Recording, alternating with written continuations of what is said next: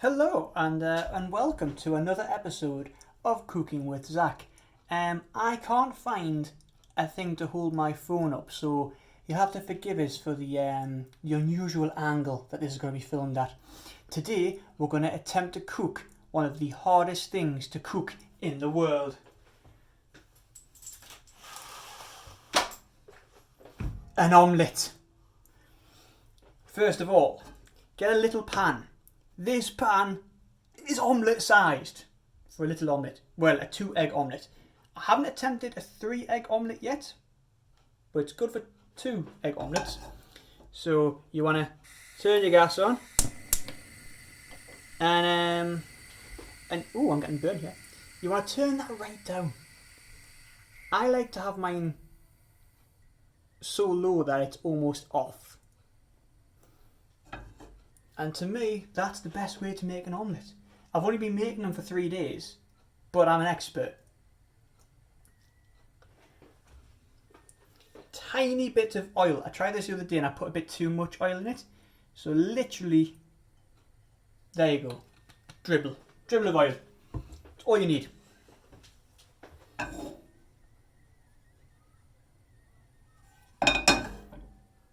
Okay. You will also need a bowl. Here's one I found in the cupboard earlier. And some eggs. Now, as I found out the hard way the other day, this bowl is not great for cracking eggs on. Some people would give up at this point, but not me. I've got a knife. And what I like to use is the blunt side of the knife. You might want to use the sharp end. I don't care. And you want to break your eggs in there. If any shell does happen to drop in there, use this part of the eggshell to scoop it out. Another egg going in. Oh, this one's got feathers on it. We don't want those to fall in there.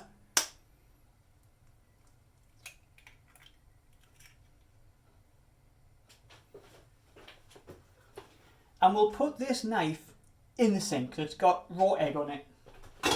And so have my fingers.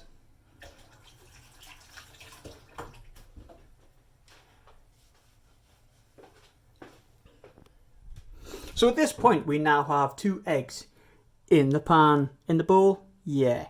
So you now want to get a fork and you want to kind of move them around. I might need 2 hands for this. So we'll put you back there. And we're just going to kind of move the fork up and down quite quickly. I can't do it very quickly because I'm old and unfit. But this is fast enough, I think. You want it to look a bit like custard? I think this is what custard looks like. Now I like to get a bit of salt. This might look like a melon. It's meant to look like a melon, but it's actually a salt shaker. Bit of salt. That might be too much salt. Bit of pepper. I like a bit of pepper.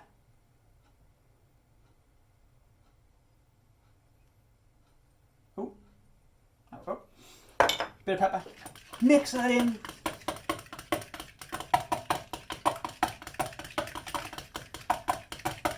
If you have a whisk, use one of those. If you have an electric whisk, use that.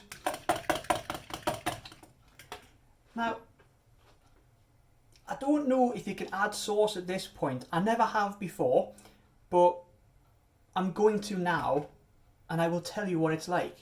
So we're going to use some Encona Carolina Reaper sauce.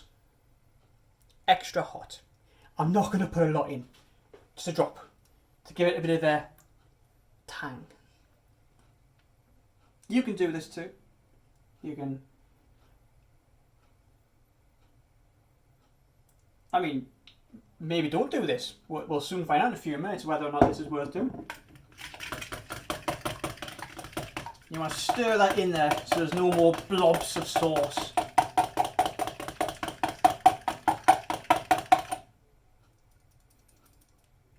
Beautiful. Right, and then you want to, oh, no. Some butter. I'm using Lurpak, slightly salted. I have, in some cases, put too much butter in, so we're just going to put a little bit in.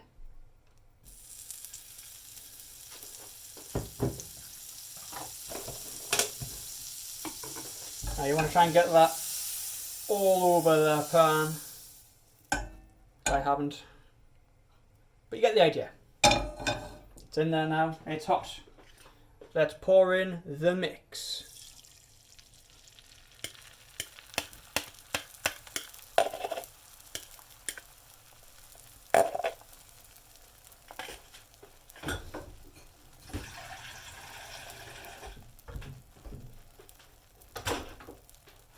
A spatula or a slice, whatever this is called, will come in handy at some point soon.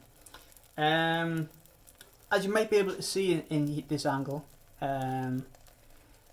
the eggs are in there and they are getting hot and they are getting warmed up. I have seen people cook an omelette very hot and very quickly. I don't like to do that. I like to take my time. And like I say, have it on a low setting. Literally as low as it can go, on the smallest ring. Because it's a tiny pan. Don't need a big ring. The heat will probably come up the sides. So that's, yeah. So you wanna leave this. Now at some point, maybe now, you could add in some cheese, onions, and whatever you'd want in there. Bacon bits apparently is popular in an omelette. I have just checked the fridge and I have none of them, so I'm just going to have an egg omelette, hence why I put a bit of sauce in it. I mean, the eggs, it tastes delicious just with the eggs, but a bit of sauce might make it nicer. It might make it worse, who knows. So at some point, a minute or two in, you want to see how it's getting on. So the top is all runny. Apparently that's okay. Yeah. And then if you wibble it, can you hear that? So the bottom of the omelette has become almost solid. That's what you want. You want it to be solid. So get your spatula. Now if you've got a shit non-stick pan, you may have to peel the omelette around. Not peel it, but like, you know, lift it up off the pan so you'll be able to maneuver it. I have a decent pan. Perhaps it's the oil and butter. It hasn't stuck. I am now capable of moving my omelette. And I'm going to flip my omelette. Like that.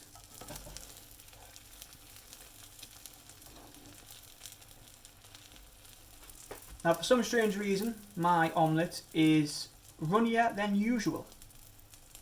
And there is omeletteness oozing out of that bit that I've just folded over.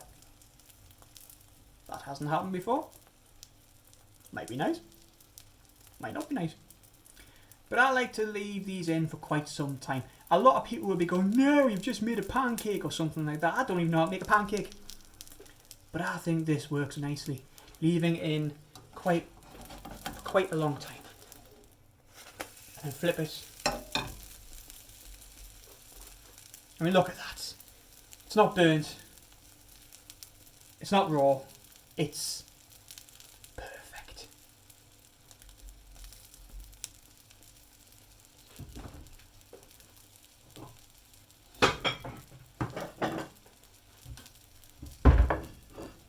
And here we have a little plate for my little omelette. And I believe we are done. Use your slicey thing to scoop it out of there and drop it on your plate. Now another important thing to remember is you might not be wanting to do the washing up straight away. Put it in the sink, fill it with preferably warm water and a bit of soap, and then do it later. Don't just leave it for someone else to do.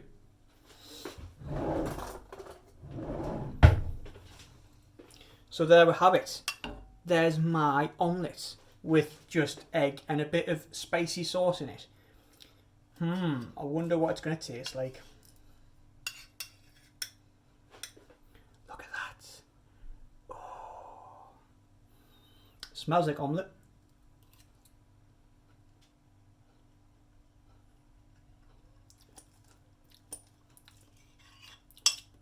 Ooh, it's very nice.